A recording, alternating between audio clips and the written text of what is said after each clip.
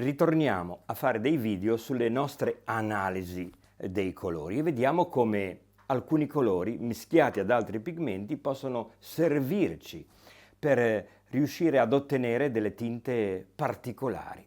Ovviamente questi esercizi che io faccio, e quest'oggi sarà incentrato sulla ocra gialla e su tutti i colori diciamo un pochino più caldi che la circondano, alcuni dell'infinitesima quantità di pigmenti che noi abbiamo a disposizione. È per questo che io vi invito a non fermarvi al video, naturalmente, ma a sperimentare da parte vostra il colore, il pigmento sui colori che voi avete e quindi a vedere quali sono le connessioni che loro hanno e come possono esservi utili quando voi andate ad utilizzare sulla vostra tavolozza. Naturalmente qui vedremo alcune proprietà della ocra gialla, che è un colore molto interessante, molto solido, molto importante e che ci dà la possibilità veramente di quasi nominarlo come il re delle terre. L'ocra gialla, a mio parere, è un colore assolutamente impossibile da non avere nella tavolozza. È un colore che vi consiglio proprio di tenere sempre con voi nella vostra tavolozza. E possiamo dire che l'ocra gialla può essere naturale o sintetica naturalmente, ma è sempre ossido di ferro idrato. Quella che userò oggi nel video è un ossido di ferro idrato naturale, quindi un PY43. Naturalmente vi dico sempre di andare a vedere nel tubetto del colore che vi è il pigmento, e poi confrontarlo con una tabella di pigmenti che magari metto qui sotto il video e metto un link, così poi voi potete andare agevolmente meglio a trovarla e a trovare i pigmenti che compongono i vostri colori che avete in casa. Quindi non mi resta altro che lasciarvi a questo video e spero che sia utile e interessante, che vi faccia venire voglia di provarlo, questo colore, di sentire proprio il pennello a contatto con esso e quindi con la superficie che state usando. Buona settimana e buon video a tutti voi. Quest'oggi andremo a vedere in questo video l'ocra gialla. L'ocra gialla è un colore, secondo me, imprescindibile. È una delle terre che amo di più. E adesso andremo a vedere questo colore combinato con altri colori caldi per vedere come è la sua risultanza. Innanzitutto questa naturalmente è l'ocra gialla. Questa qui è un'ocra gialla naturale, il pigmento è un PY43, vi è anche il PY42 che è una ocra gialla sintetica. Questo qui naturalmente è un ossido di ferro idrato.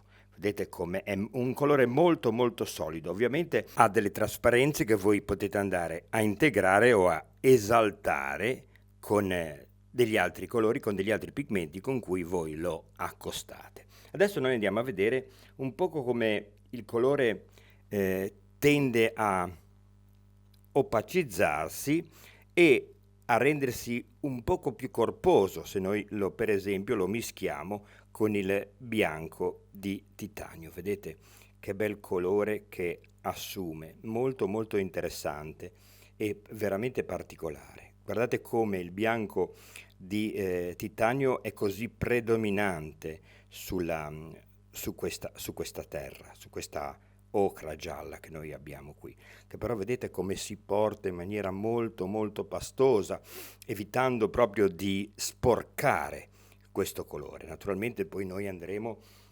possiamo andare proprio fino a farlo sfumare in maniera straordinaria con questo colore. Vedete come le pennellate rimangono sempre molto molto pulite rispetto al colore che noi trasportiamo via con il pigmento.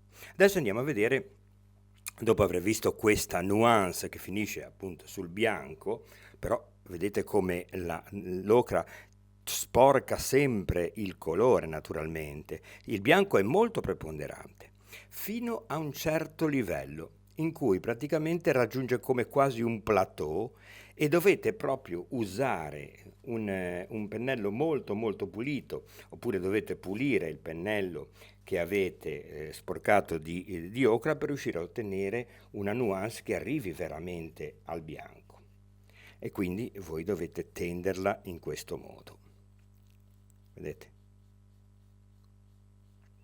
Adesso poi noi andiamo a vedere invece quest'ocra gialla come si comporta invece se lo integriamo e lo mischiamo con un altro colore, con un altro giallo, con un giallo, in questo caso il giallo Windsor, che è un giallo molto abbastanza trasparente e che ha una grossa carica di colorante.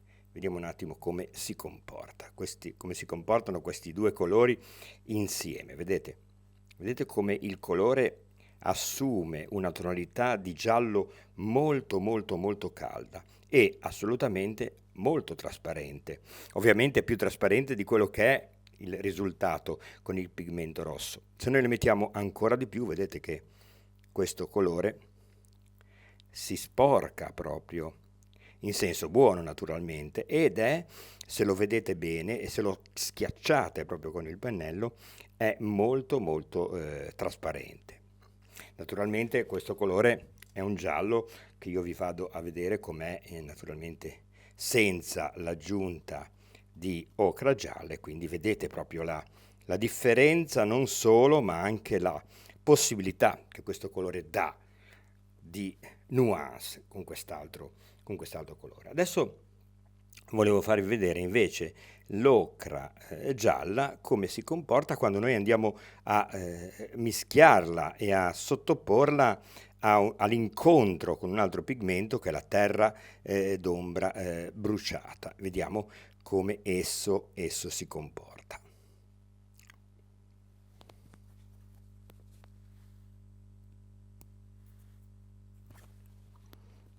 Prendiamo un poco di terra d'ombra bruciata, la mettiamo qui, vedete com'è molto molto scura questa terra, quindi abbiamo assolutamente bisogno di pochissima terra, che però questa ci darà la misura di quanto i pigmenti siano diversi fra di loro e com'è veramente interessante andare a scoprire come possono interagire fra di loro. Vedete qua questo colore come si fa già molto più scuro, quindi noi andiamo a creare veramente dei marroni molto molto interessanti. Adesso aumentiamo l'ocra gialla a discapito della terra d'ombra e vediamo che la trasparenza dell'ocra gialla viene praticamente quasi annientata, viene azzerata dal fatto che io mischio questo componente con la terra d'ombra bruciata. Basta infatti che io ne metta pochissima e vedete come si scurisce il colore, come diventa già più scuro. Poi continuo in questa mia aumento la possibilità e la risultanza di terra d'ombra bruciata e abbiamo questa nuance molto molto scura, fino ad arrivare ovviamente a un colore scuro, che però proprio ci sta benissimo e si compenetra molto bene con quella che è la tonalità dell'ocra gialla naturale. Adesso andiamo a vedere come si comporta quest'ocra con il rosso e vediamo che tipo di colore noi possiamo costruire. Naturalmente qua mettiamo sempre un poco di tinta, un poco di pigmento in più, ecco qua, e lo andiamo a mettere anche qui prima di porlo accanto al pigmento rosso, cioè insieme al pigmento rosso. Anche questo è un rosso quinacridone, quindi è un rosso molto potente, vedete? Che però, se lo uniamo all'ocra gialla, si spegne, però è come se si cioè avesse proprio una ricchezza, ottenesse una ricchezza maggiore da questa componente più calda che viene messa assieme ad esso. Naturalmente se io aumento, vedete il rosso com'è praticamente, quindi se io aumento l'ocra gialla, vedete che questa sempre di più costringe questo pigmento ad avere questa nuance rossiccia che è molto molto particolare. Questo tipo di prove, naturalmente io sono sempre qui a dirvi di costruirne e di provarne moltissime, cioè di fare moltissimi esercizi di questo tipo, perché solo facendo esercizi di questo tipo noi abbiamo proprio la consapevolezza della coscienza dei colori che noi andiamo ad usare. Naturalmente questi colori poi possono essere usati e possono essere anche